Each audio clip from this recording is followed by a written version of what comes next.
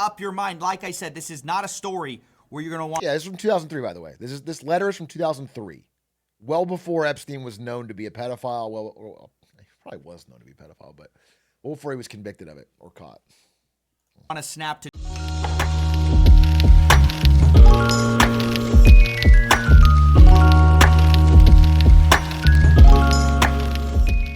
judgment. Even now, I think there's still a lot we need to see.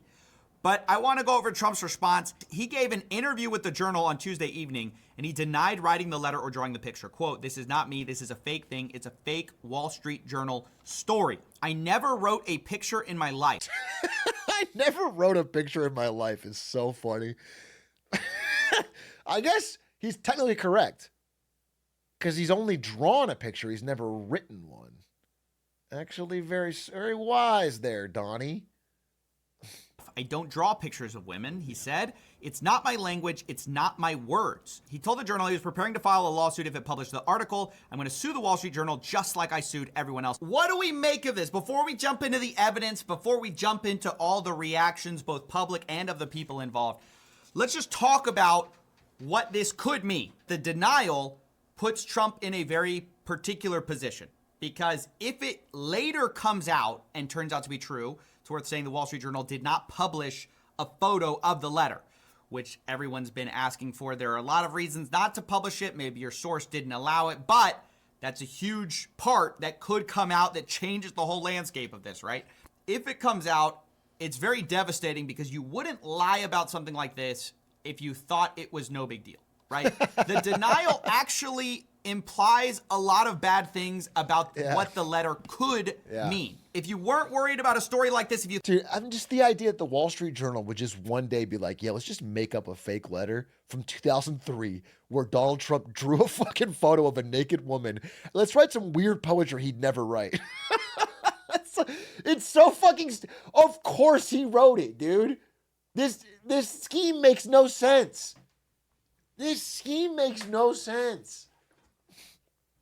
thought the letter was nothing, you wouldn't deny it. You would just give no comment. You certainly wouldn't give an interview. So now we're going to talk about the reactions of the people involved, because it's worth saying Trump is not the only letter mentioned in here. And I think that's really important, because in a story like this, you want to look to what could be corroborating evidence. So Alan Dershowitz is cited in the piece having written a letter that included a mock-up of a Vanity Unfair magazine with mock headlines of "Who was Jack the Ripper? Was it Jeffrey Epstein?" Alan, a former lawyer for Epstein, does not deny this. He says, "It's been a long time, and I don't recall the content of what I may have written." Lex Wexner also supposedly had a letter in there. He declined to comment. Supposedly his letter was, "I wanted to get you what you want, so here it is." After the text was a line drawing of what appeared to be a woman's breast. And then we have a former assistant who was not cited, who sent Jeffrey a letter. "Oh, Jeffrey of Jeffrey, everyone loves you. Fun in the sun, fun just for fun."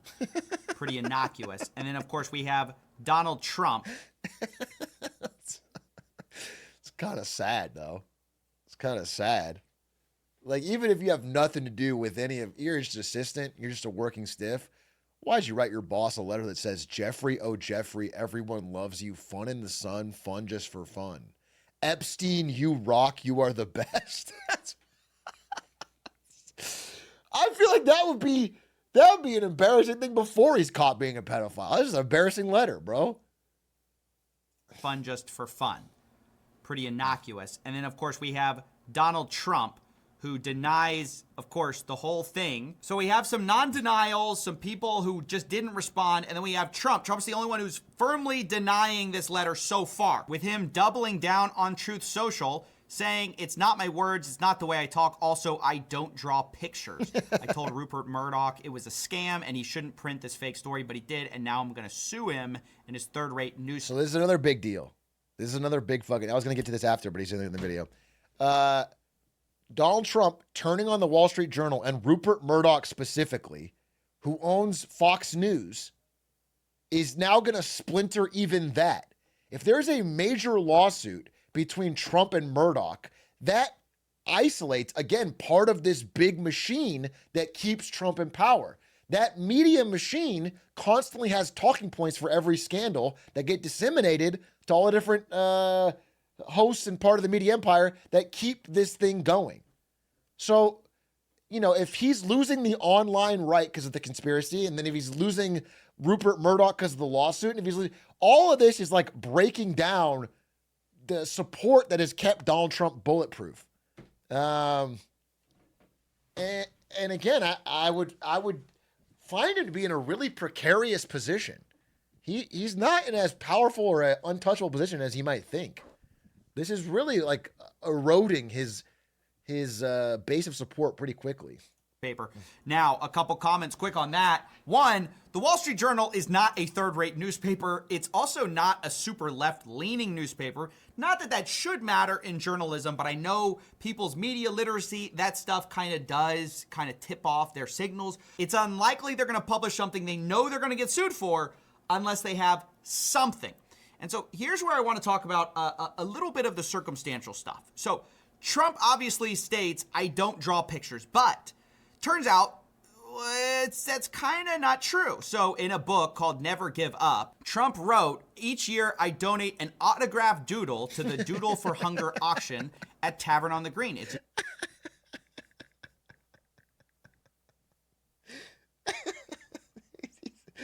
It's not even like that he's doodled sometimes. He's like a notorious doodler.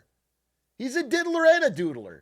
It's a fucking problem. Great event. And sure enough, publicly you can find several doodles that Donald Trump has done. Most of these are of skylines, architecture. None of these are of women. Still, it's strange to say I don't draw pictures when you very clearly draw pictures and they appear to be in thick marker, which is what you were accused of drawing them in. Now, none of that means anything, but it just reminds me a little bit of the Prince Andrew denial. I don't know if you guys remember the sweat denial. A big part of the interview with Prince Andrew was the denial that he couldn't have done anything bad because he couldn't sweat. So this supposedly falsified Virginia Giuffre's whole story. I have a peculiar medical condition, which is that I don't sweat. Or I didn't sweat at the time. So yeah, that was kind of this claim like, hey, this couldn't be true because I don't do X, but actually we see that Prince Andrew actually does sweat. And in the same way, it's... I didn't know about this. He claims he couldn't sweat at the time. Nice ad. Adding at the time, so if someone catches you sweating later on, you'd be like, well, it was different. It was back then I couldn't sweat, though. That's... fucking stupid. That's so fucking stupid. That photo of me sweating couldn't be me because I don't sweat. Not perfect proof, but you really shouldn't say you don't draw pictures when being accused of drawing thick black marker pictures when you definitely draw pictures sometimes. I mean, it's just, and it's public. I mean, that's just kind of just an obvious, devastating hole in your whole argument. Now, again, I've got to say, this is just the basics. We do not have the letter, okay? I'm relying on the Wall Street Journal's reporting on this, and we're corroborating with different pieces of public evidence. Ultimately, we need to see if this was actually in the Epstein files. But there are some other stuff, too, that we can look to corroborate this story. So we can look at the bookbinder. So, in the Wall Street Journal report, we see a very specific and interesting corroboration. It says the book was put together by the New York City bookbinder Herbert Weitz, according to people involved with the process. Weitz listed Epstein as a client on his website in 2003. So here we have a chance to corroborate externally. Of course, it's not a full corroboration, but we have a chance to look to see, was it actually on his website, right? So if we go to the archive, we see in 2003 at whitescoleman.com, we see a client list. Does anyone know what this app is that he's using? I like this. This would help me a lot, actually, when I'm putting together a presentation. I have to use Paint, and I have to use... What is this app? No, not Wayback Machine. Where all the different pieces of evidence are floating in a void. Miro?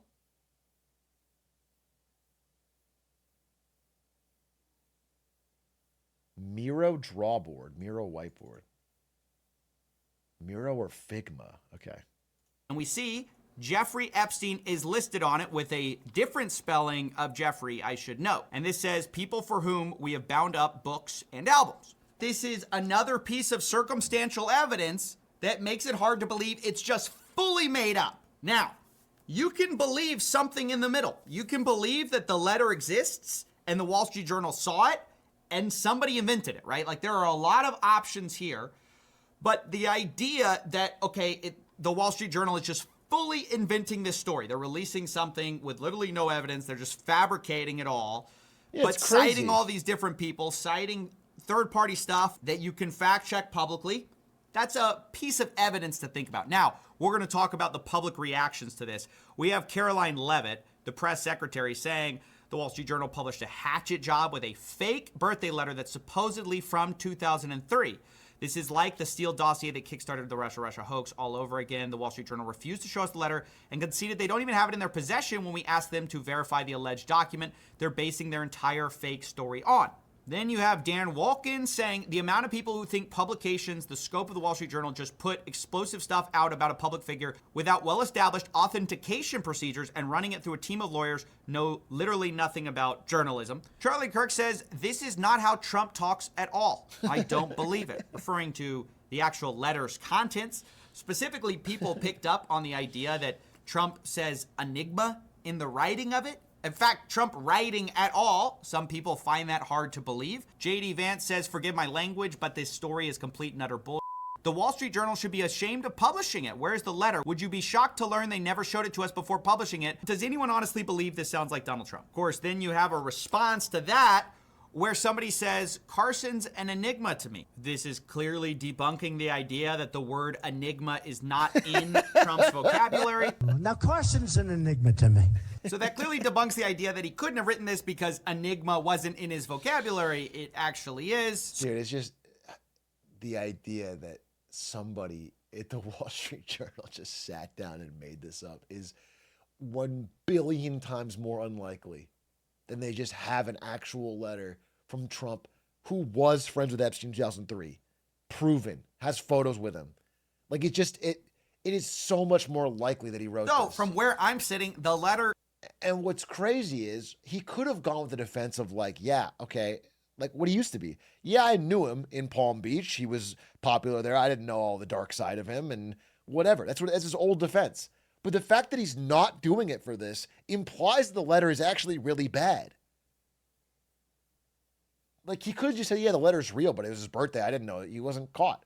But like, this is bad. Like, this is odd, but it also is in line with some of these other letters from people like Lex Wexner. It's also in line with some of the doodles that Trump has publicly made. And it is also in line with Trump's recent odd behavior with the Epstein files, where he keeps setting up the idea that there's this big hoax coming, that there's phony stuff in there. And that actually is the most persuasive piece of evidence, Trump's own behavior in this weird meltdown, more than anything which has convinced me. Because on the one hand, there are some things which would tilt in the favor of it not being Trump, right? The very fact that it's a letter.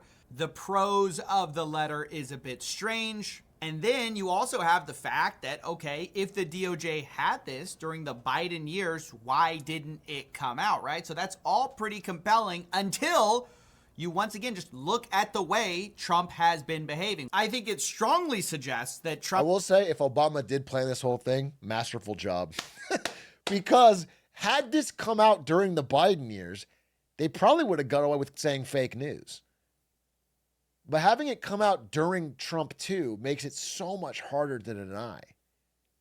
It is 9D chess to have it come out now.